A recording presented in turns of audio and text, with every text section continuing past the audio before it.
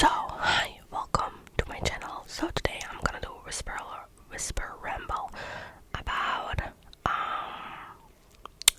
healthy relationships coming from a person who was in a very toxic relationship.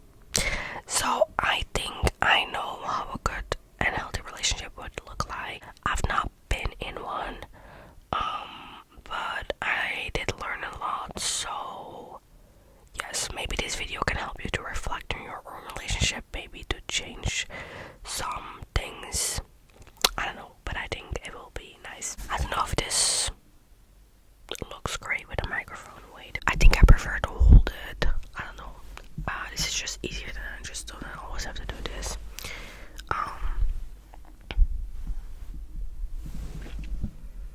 Yes, this looks great. So the first thing that you really have to do is, I don't know where the camera is because my phone normally the camera is there. Okay, it's there. This is so chaotic, I'm sorry. So the first thing definitely that you have to do is respect each other's boundaries. I have a feeling that a lot of couples don't respect each other's boundaries.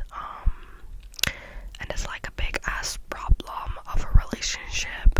For example, when you say to your partner like, yeah, I need some time alone, and they don't give you time alone, or you're asking to shut the fuck up.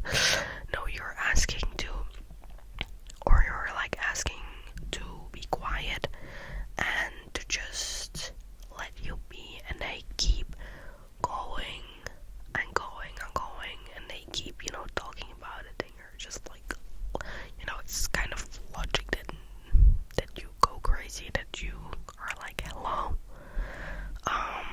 Also, if a person constantly goes out over your boundaries and goes over the line that you drew, the line goes back like towards you. Like, it's normal that when you get out of a toxic relationship and you go into a new healthy relationship, that you have to learn to set your boundaries again, and that you have to learn like, okay, I can set them again.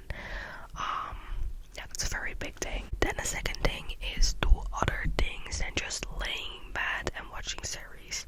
This is not something that I relate to, but I do see it in a lot of couples, and it's not a problem to lay in bed sometimes, but if you really wanna, be together for the rest of your life and build your life together, then you're not gonna get there by just laying in bed. Like, go out. Like in the winter, I do understand to just stay inside and like watch a movie together, and it's also not a problem. But if it's like the base of your relationship, I mean, that's just something that I think that is not very healthy, because how do you know that you know the person outside of their room, outside of their house, if you never go outside together? I mean, it's just my opinion.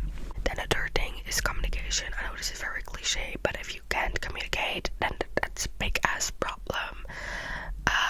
I know for a fact that the person that I was together with was like always very offended if I said something that bothered me, and then I was like saying sorry for something that I didn't have to say sorry for. But I also was a person that needed communication, like texting each other 24/7.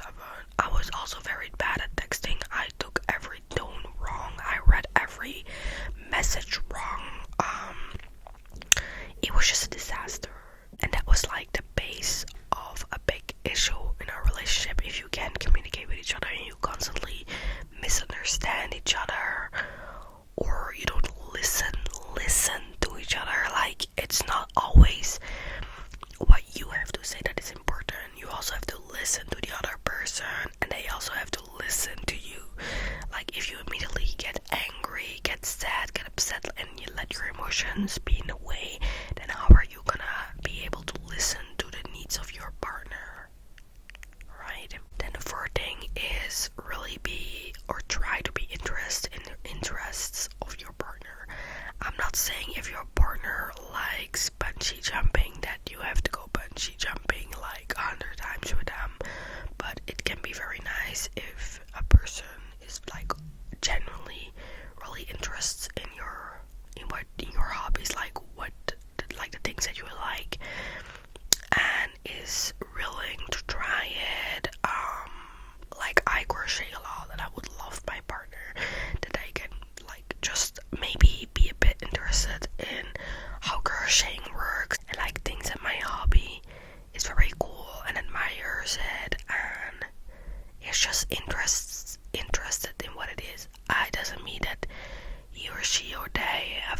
say with me, but it will be cool if they like accept it and they think it's cool.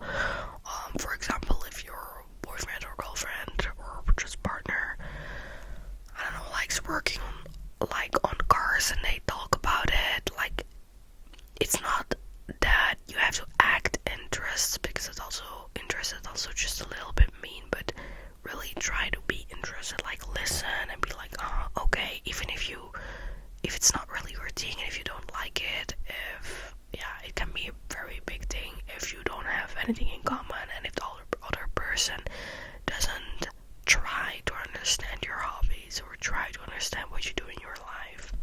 Then if your partner has anything to say about your clothes, about where you go, if you have to share your location 24/7, that's also not something that I relate to, but that I hear that in some relationships, and I'm like, oh, like how that's literally so toxic. If you can't trust your partner, that they are just not gonna cheat on you, like that's something that you project onto them. If you have an insecurity about yourself and you project it onto others, and then you say like, yeah, you have to share where you go, or you can't go out without me, or you can't wear that, that's all insecurities that are laying with you. And why are you projecting your insecurities onto someone else? Fifth thing or sixth thing, I don't know where I am, but if you make your partner delete all their followers, like, are the opposite gender, are you insane? If your partner wants to cheat, he's gonna cheat. It doesn't matter if you don't let them wear that one thing, if you go out with them, if you have their location 24/7, if they are gonna cheat, if they want to cheat, they are gonna cheat, and probably your behavior is just gonna make them want to cheat more, because you're literally trapping someone in like your, how do you call it when you do this, like, I don't know, suffocating, is it that? I don't know how do you say it in English, but you're literally trapping a person. Like, if someone does it to me, I would scream, I would yell, I would run away, because hello, I need my own time. The next thing is really give each other the place, the space for their own life, their own friends, they just everything. Like, if you are constantly together like 24/7, there is something wrong.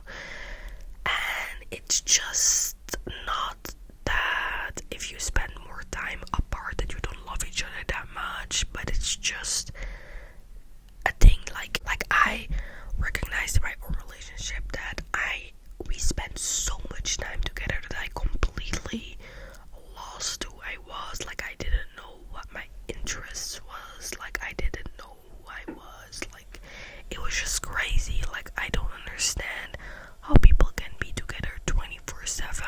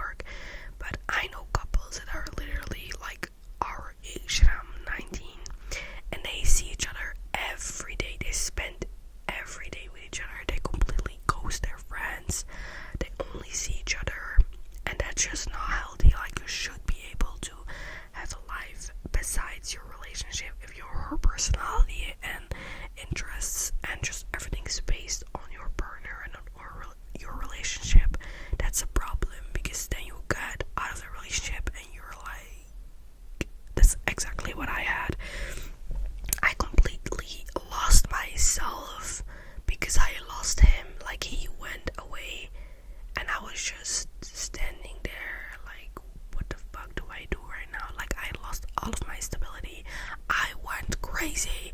I was like, what the fuck do I now have to do? Like, the person that I saw every day, he was like my hobby. He was my only interest. I also not ghosted my friend, but I was not very close with them anymore because we saw each other almost every day. It was hard, and I don't want that for myself.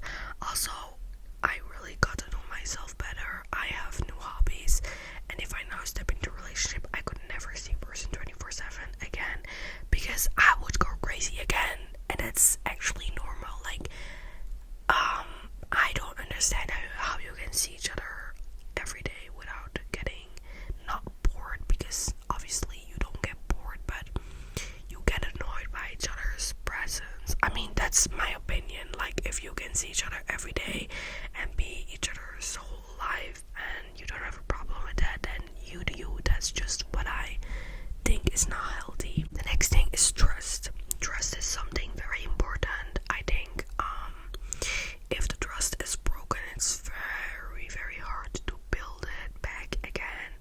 If a person lies about stuff, if a person hides stuff, it's better just to have open communication about anything, because if you lie about something, then you know it's bad, except it's like, I don't know, a present or something, that's something totally else. But if you lie or you hide something, then most of the time you know that it's not gonna make your partner happy, and you know that it's actually bad, and why are you doing it then? Also, finding out is way worse than just telling it. Trust is something very important. If you don't trust your partner, and that can have to do with your partner, like maybe he did something in the past, maybe he did something in other relationships, but it also can just be an insecurity that lays with you. Like, let's say that your ex cheated on you and you step into an ex relationship and you don't believe them and you think they're lying, and then blah blah blah, then that's more something that you project onto them, because not every person is the same person. So it doesn't mean that because your ex cheated on you, that this person is also gonna cheat on you, right?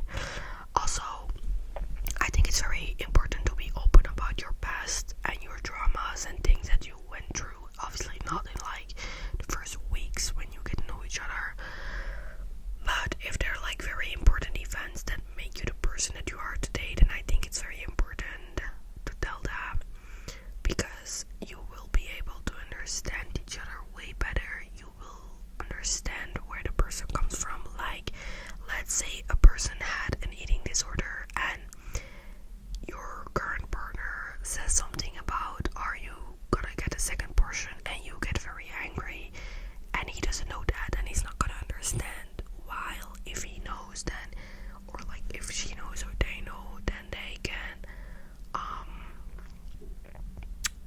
react in another way. They can react differently, they can understand you, and they can,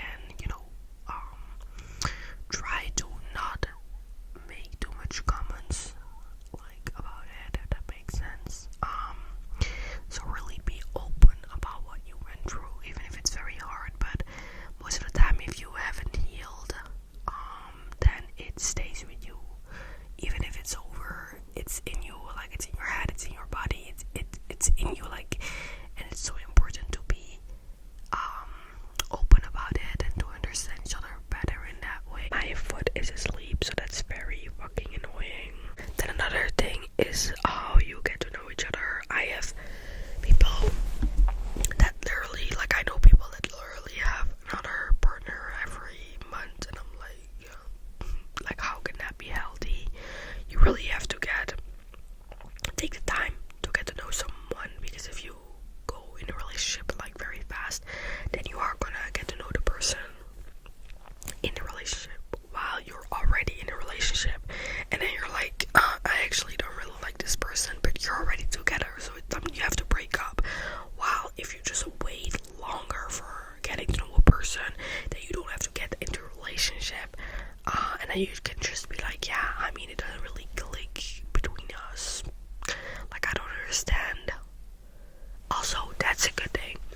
If you have the need to have a partner, but like you can be alone, and that's why you're constantly seeking and searching for another partner after you broke up with your other partner, then that's also not a base for a good relationship. I'm sorry if like the angle changed again, but my phone was like the battery was dead, so that's not nice. What I was saying is that you have to learn how to be alone before you can be in a healthy relationship. That's what I wanted to say. And my fridge is making noise again, like just right now, so that's also not very good.